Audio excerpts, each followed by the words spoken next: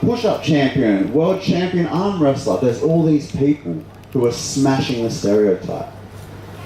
So they asked about protein, you answered about protein. Then you could even add and say, but if you really want high protein foods, beans are high in protein, nuts and seeds are high in protein, tofu, tempeh, there's lots of high protein foods as well. The objections that you've got through there, where do you get protein? You get it from these foods. Also, you don't have to worry about protein, just make sure you get enough calories, and we can get all nutrients, so that straight away takes away, what about iron, what about this, what about that? And then what about being an athlete? You've crossed that off their list before they've even asked it. So they just wanted to know about protein. They're probably just being polite, but you're like, no, you're going to get a lesson today, my friend. Boom. What you've done, at the very least, is put a sledgehammer crack into this concrete wall. You might have even crumbled it down. Boom.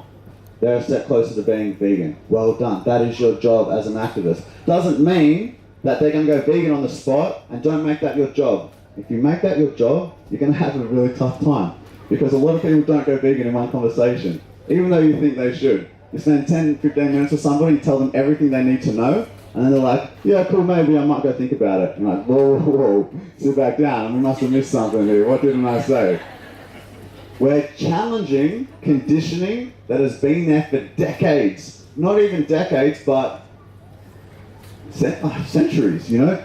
Generation after generation after generation of people have thought the way that most people think.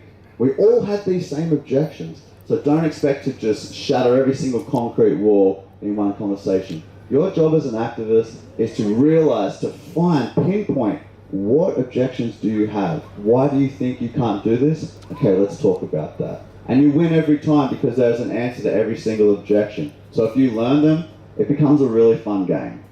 Because people just start going vegan around you. Oh yeah, that makes sense. Like, yeah, I know it does. When somebody says something to you like, what about free range? This is a really good question. Because this is a legitimate thing that somebody might consider, I'm doing enough, I buy free range. It's legitimate. They actually think it's fine. You can explain to them, free range means next to nothing for animals. If we're talking about a free range bird facility, instead of having 6 chickens in a small cage, you might have 30,000 chickens in a big cage like this. And that creates all different types of stress and cruelties that happen. But at the end of the day, even the most organic, free-range, grass-fed animal will still end up at the slaughterhouse, getting their head cut off, getting their throat cut, being pushed into a gas chamber. That's what happens to these animals.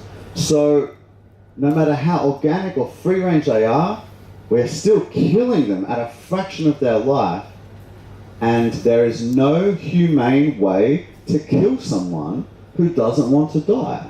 There's no humane slaughter. That's just a word used by industry to make us feel good about our choice to contribute to something extremely violent and cruel. So what you've done is answered, what about free range? It means next to nothing for animals. And while we're on the topic, neither does humane slaughter. There are 2 very big objections that people have, thinking that it's humane. You know, and a good way to talk about it is, imagine if we had a human. Right? I have a human, I've got my brother Jono, loved him his whole life, let him free range every single day. And then one day, in his sleep, bang, I shoot him. Didn't feel a thing, didn't see it coming. He lived a good life.